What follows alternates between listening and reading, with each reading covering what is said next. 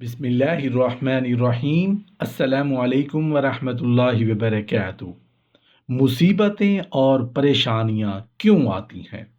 हदीस पाक में आता है जिसका मफहूम कुछ इस तरह है कि खुशियां अल्लाह ताला के सामने हाथ बांधकर रोज़ाना खड़ी हो जाती हैं कि ए अल्लाह हमारे लिए क्या फ़ैसला है, ए अल्लाह हमारे लिए क्या हुक्म है कि आज के दिन हम किसकी ज़िंदगी की ज़ीनत बनेंगी, किसकी ज़िंदगी को माला माल करेंगी। तो अल्लाह ताला फरमाते हैं कि फ़लाँ फ़लाँ ज़ालिमीन और मुखालिफिन के पास चली जाओ। खुशियों को उनके यहाँ भेज दिया जाता है, यानी खुशियाँ ज़ालिमों और मुखालिफों की ज़िंदगी को ज़ीनत बख्शती हैं।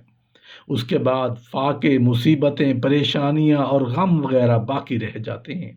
अल्लाह ताला फरमाते हैं कि अच्छा तुम मेरे प्यारों के पास चले जाओ, मेरे पसंदीदा लोगों के पास चले जाओ। हदीस पाक में आया है कि जिस बंदा को अल्लाह और उसके रसूल से मोहब्बत हो उस पर परेशानियां इस तरह आएंगी जैसे पानी ढलवान की तरफ तेजी के साथ चलता है। नेकी और दीनदारी की जिंदगी में ये परेशानियां तो आती हैं, लेकिन ये थोड़ी सी परेशानियां हैं। 100 साल 50 साल की जिंदगी में 2 दिन 4 दिन की परेशानियां क्या हैसियत रखती हैं, जबकि आगे जाकर हमेशा हमेशा की जिंदगी में इसका अजर और सवाब मिलेगा।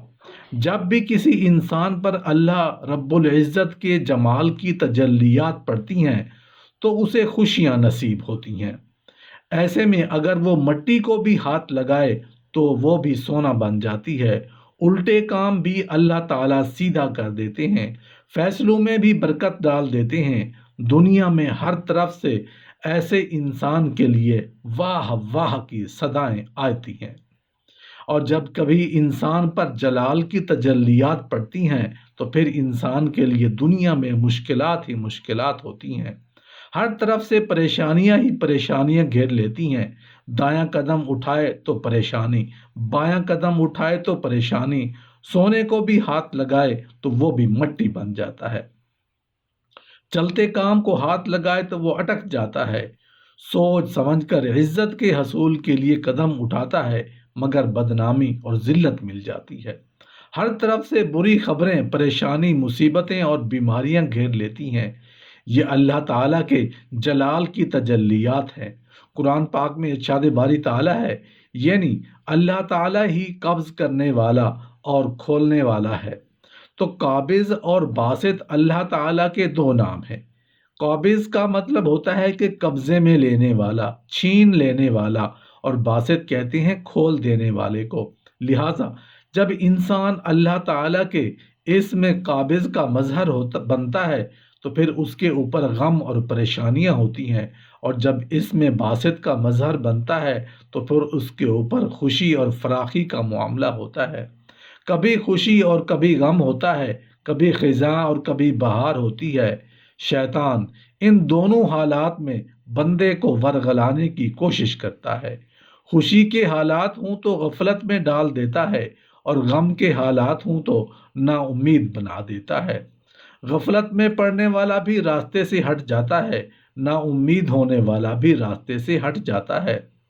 मोमिन को इस दुनिया में जो भी परेशानी आती है, छोटी हो या बड़ी, अल्लाह रब्बुल इज़्ज़त की तरफ से उसका अजर और बदला मिलता है। सैयदा आयशा सिद्दीक़ा रज़ियल्लाहु अन्हा ने एक मर्तबा देखा कि रात को चिराग जल रहा है, हवा का झोंका आया और चिराग बुझ गया। रसूलुल्लाह सल्लल्लाहु अलैहि वसल्लम ने फौरन पढ़ा, इन्ना लिल्लाहि व इन्ना इलैहि राजिऊन। सैयदा आयशा सिद्दीक़ा रज़ियल्लाहु अन्हा बड़ी हैरान हुई। अर्ज किया, है अल्लाह के रसूल सल्लल्लाहु अलैहि वसल्लम, ये आयत तो बड़े गम और मुसीबत के आ जाने पर पढ़ी जाती है। फरमाया, आयशा, मोमिन के लिए उसका चिराग बुझ जाना भी एक मुसीबत है, और उस चिराग के बुझ जाने पर जो आयत पढ़ ले अल्लाह रब्बुल इज़्ज़त की तरफ से उस पर भी अजर मिलेगा। जब घर का चिराग बुझ जाए उस पर सब्र करने वाले को अजर मिलता है, तो जिसके बेटे की जिंदगी का चिराग बुझ जाए अगर उस पर सब्र करे तो उसका भी अजर अता किया जाएगा।